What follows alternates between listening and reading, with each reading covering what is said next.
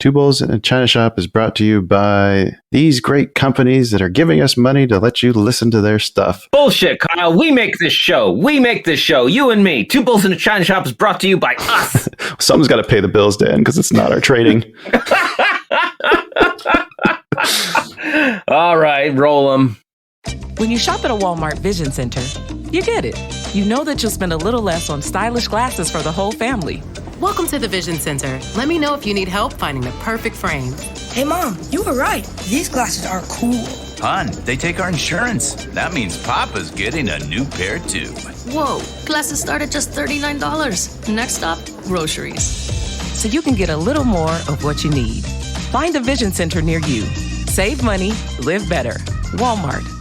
Sometimes you need to take control to make a difference. That's why with FlexPath from Capella University, you're in control. Set your own deadlines and leverage your experience to move at a pace that works for you. Discover a different way forward at capella.edu. You are listening to an entertainment program put together by a company called Financial Ineptitude. Anything said on this show is not an endorsement or professional advice. Would you really want to tell a court of law you were suing us because you thought taking financial advice from two idiots on a podcast put out by Financial Ineptitude was a good idea? Really? Clown hat smiley face.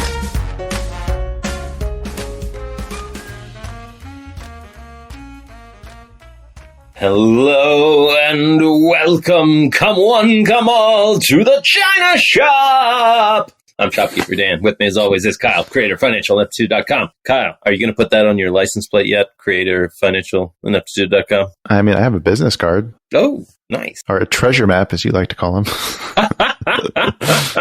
Oh, fantastic. How are you doing today? Oh, I had a rough day. But that's okay. We've got one hell of a... We're about to blow the lid off of child labor, I think, right? Ooh, is that what we're doing? We are going to blow child labor away. I don't think that's quite right. Oh, yeah. Something ain't right with that boy. Yes. Here in the shop, we did a story about Apple using child labor, and I posed the question to our Crackerjack researcher, Yellow Man, like, is it like Samsung any better? Like, do I actually have an option? So we put our boots on the ground in Asia.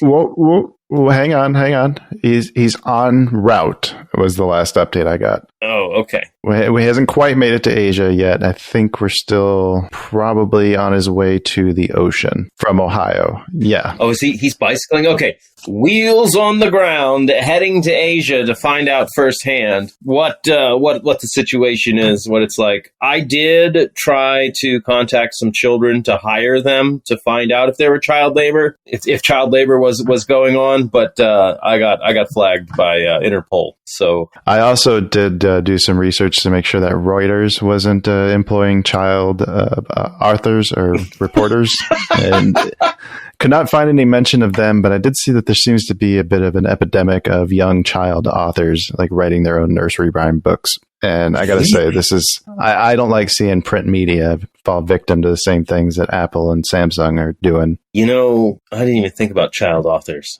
Wow. Not right? Not to mention the kids that they got to sing Baby Shark.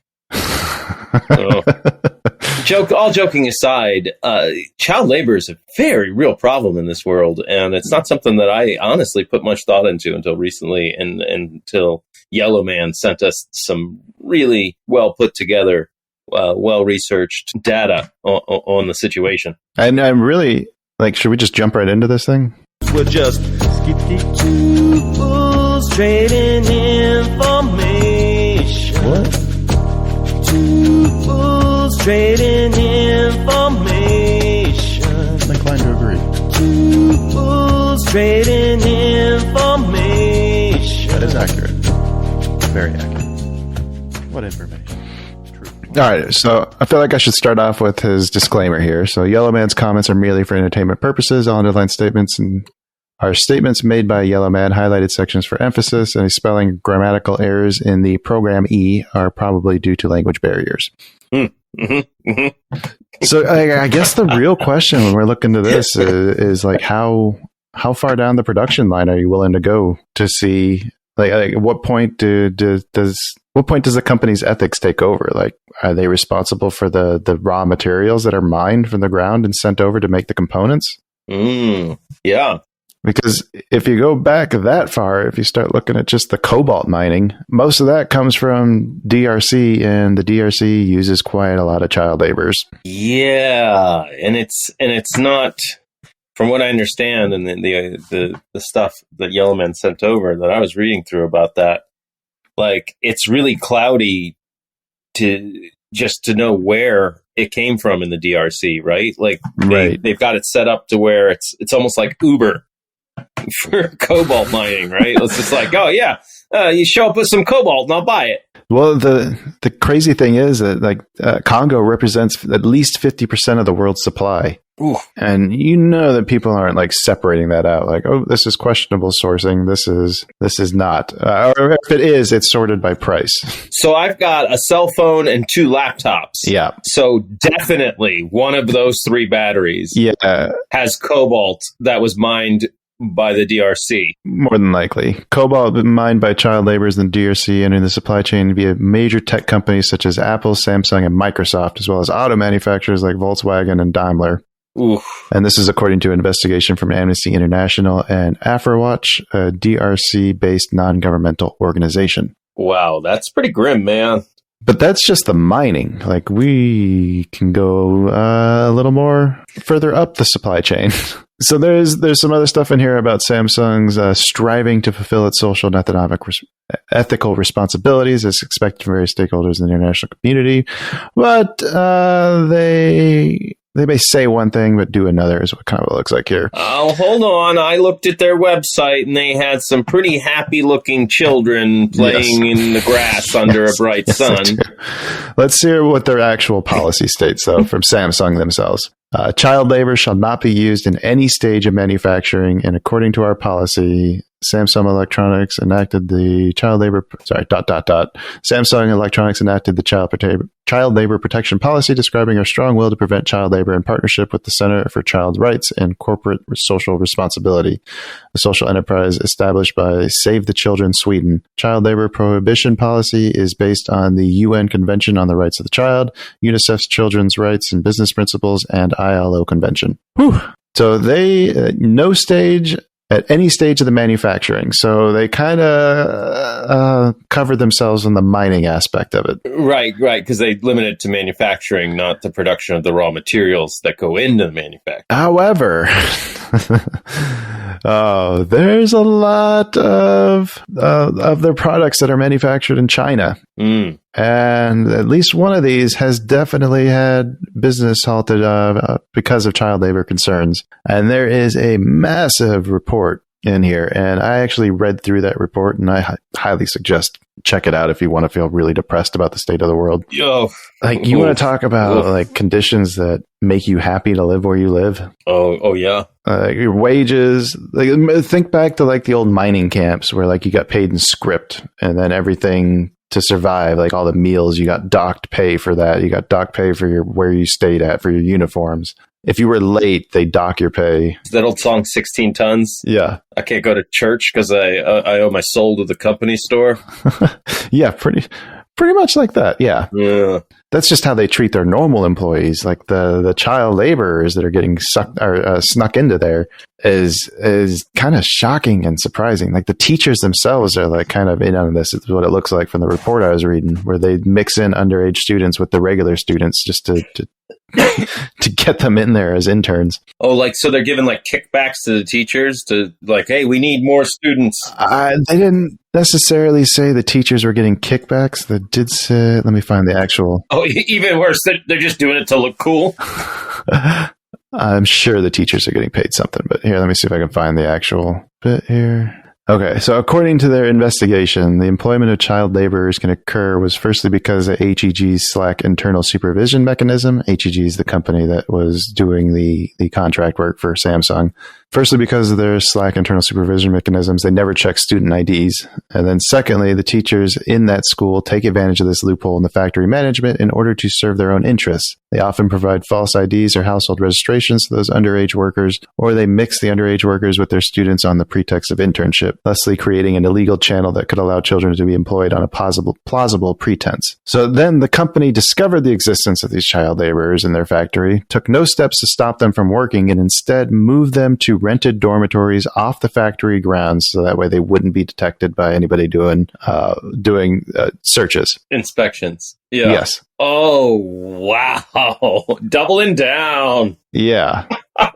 Oh, shit. That is grim. This whole thing is just keeps getting worse and worse. You look at the way they treat them here. Okay, so this is a 14-year-old girl who was, I think she ended up getting fired, actually, but she accidentally fell on the stairs on the way to the dormitory from the factory floor and was unable to work after that. The company not only refused to take her to the hospital for treatment, but also rejected her request for sick leave, then deducted 6 days from her wages on the pretext of her sick leave. And that's not an isolated incident. They charged her for not coming to work. Yep. And this is like a manufacturing company manufacturing like circuit boards, tech stuff that go into like computers and phones. I'm not exactly sure what they are. This was just an Asian company making. It's a company in China that is one of the suppliers for Samsung, and then also some other major companies. One of the other things that you can get deducted for is like failure to put together something correctly. Like the first time apparently is okay, but any time after that, you're getting fined. I think it was like $38 when you're only making about 100 and some a month. Oh, ouch. Yeah. So every piece of equipment that goes through that you had a piece of that doesn't meet quality controls, they can charge you for that. And it's quite a substantial fee. Wow. Okay. So it's not just child labor, it's just general labor laws on top of that are also shitty. I mean, I can't imagine. Yes. I can't imagine when I worked at the hotel, it's like, oh, Dan, you did a bad job checking this guy in. So you make $2,100 a month? Well, we're going to need $700. It'd be more like that took you an hour to check that guy in. Well, we're going to make you pay us back for that. Yeah. 4 hours. Yeah. Like, what? Like, no, you can't do that. No, this is really reminiscent of the way conditions were like maybe 100 years ago in the U.S. In the 1800s. Yeah. Like pre-OSHA. Pre-union, honestly. Yep. Yeah. Yeah. Yeah. This is, I had no idea. This is, wow. Well, way to be a Debbie Downer, China. Oh, shit. So I don't know where this lands you. So the second part of the question was just about ethics in general, right? Yeah. What can I do? What can I do with my dollars that will actually affect change? Like, will buying a different product actually do anything? It sounds like right. No. The answer does not sound promising. Well, in one of the other articles, it brought up a thing that really made my jaw drop a little bit, which was even in the systems that require a third party to come in and verify that they're not using any child labor, those third party companies are just getting paid off to lie. Oh, I thought you were going to say they were using child labor. They were hiring children to go in and check. To check for other. Well, if you want to find a child, the best way to do this with the child. Right. Just send a child in there and be like, hey, what are you doing? Get back to the floor. You're away from your desk. And that's how we found out there was child labor. No, what can you do? Honestly, the only thing my big takeaway was what can you do to avoid child labor? And that's, go move to a commune and grow your own food and don't participate with electricity. Become Amish, basically. Right. Or just pay more for things that are only made in developed nations. And that has to be the entire supply chain. Right. They have to get their cobalt not from the TRC. Yeah. Yeah, that's tough. It requires a lot of time put into your economic decisions, right? Yeah. Not just investments, but you're the products you're purchasing. I mean, it's so pervasive when you think of it along those lines, when you think of just the raw materials coming out of the ground. Yeah. It makes you want to throw up your hands and say, well, I guess there's nothing I can do about this. Right. I think the one of the big ones talked about is the cocoa beans for chocolate. Okay. Like it's just like not possible to get chocolate that didn't have child labor involved in somewhere along the lines, or at least about 10 years ago that was the case. Yeah. What part of what started by the push when it became known about chocolate, they've started doing like complete supply chain transparency. Mm-hmm. Like so along the way they can tell you like these cocoa beans came from this specific farm. Mm-hmm. That kind of stuff can ensure, oh, hey. But then you still need auditors and other things to make sure that they're not lying. Still need those auditors Yeah. to make sure they're not lying. Right. I mean, I think Angus beef works a lot like that. Like, oh yeah, that's definitely Angus beef. Wink, wink. That's not horse meat at all. Wink, wink. Yeah. On the investment side of it, it kind of comes off like it's just a brand image, right? Like they're packaging socially responsible investing ETFs. Yeah. Like the green energy ones, the ERG. Right.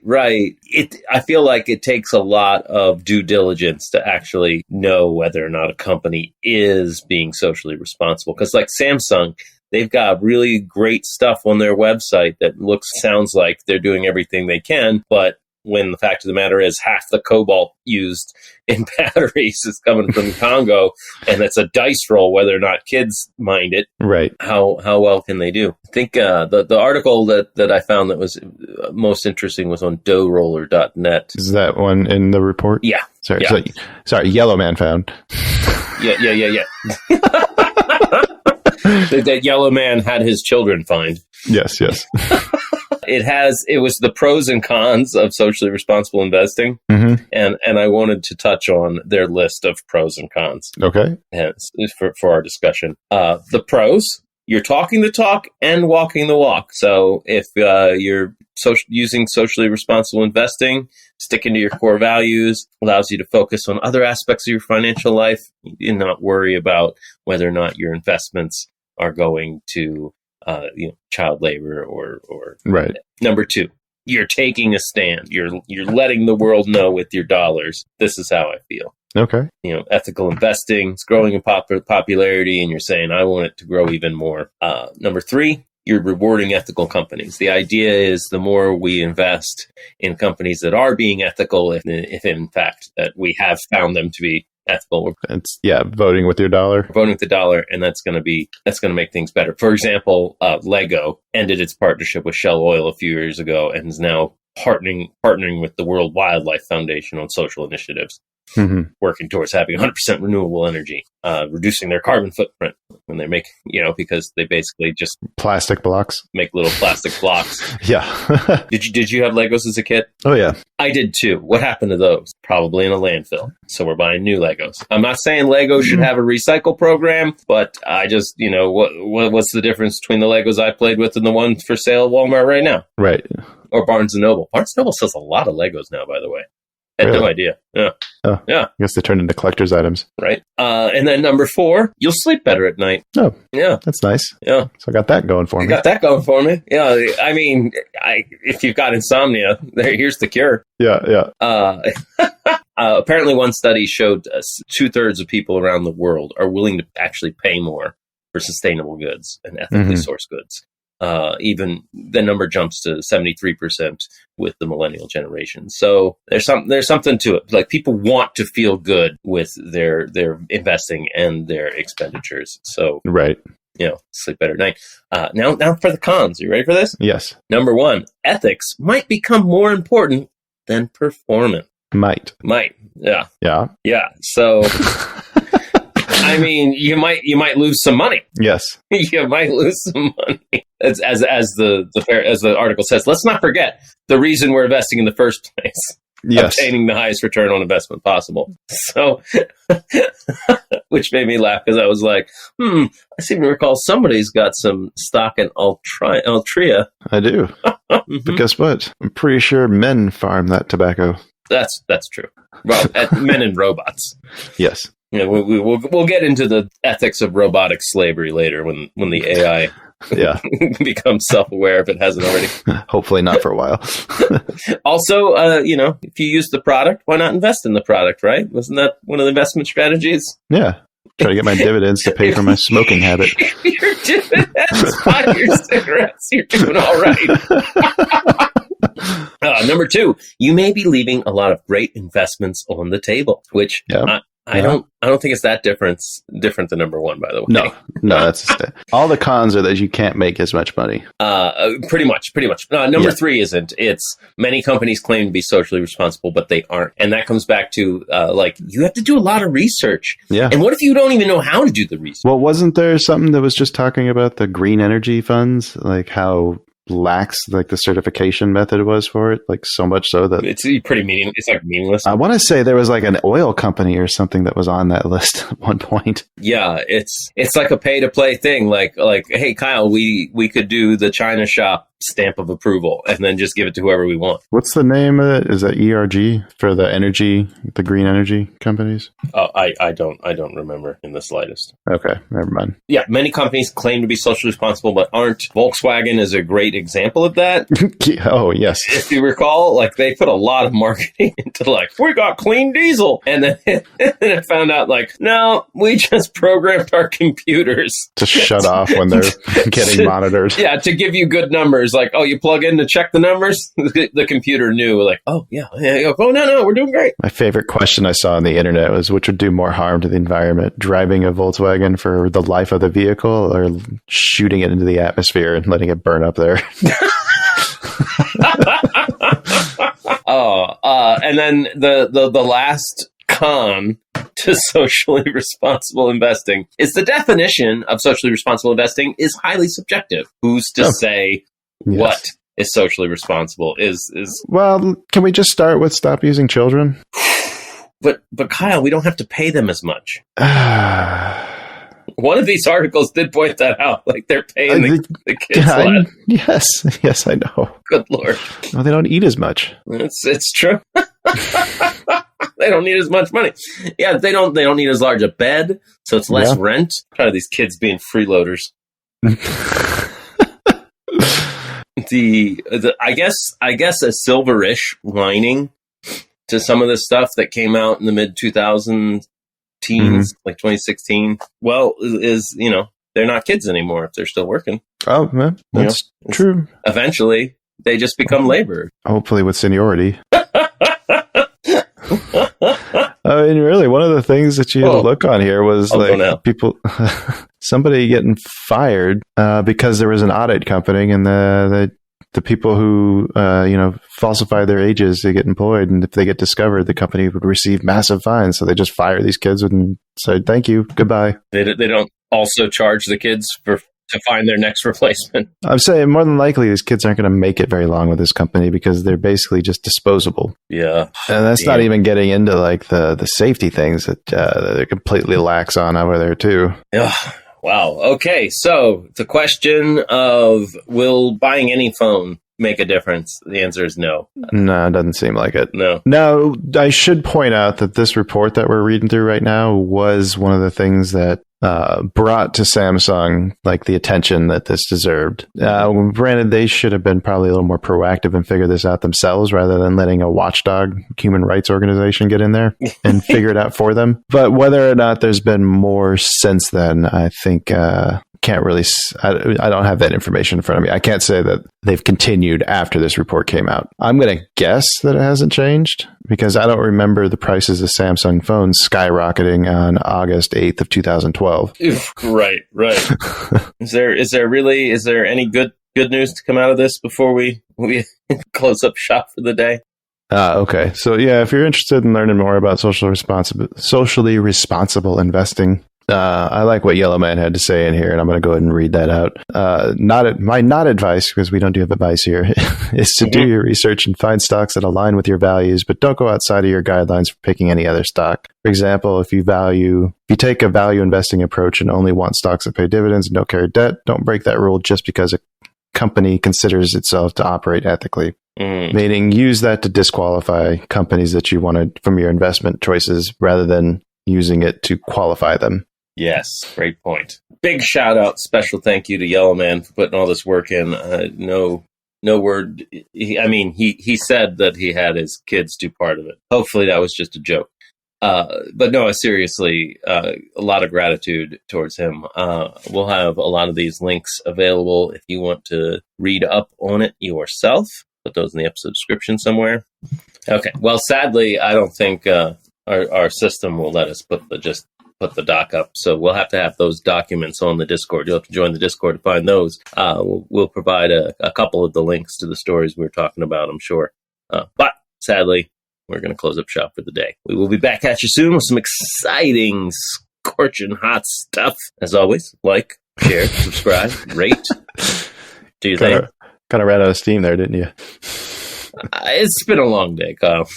All the days are so long. I don't even sleep anymore. I don't know what's happening. Up is down, black is white. Cats and dogs living together on the streets. Oh, say it ain't so. Say it ain't so. All right, folks. Until next time, happy trades. Bye.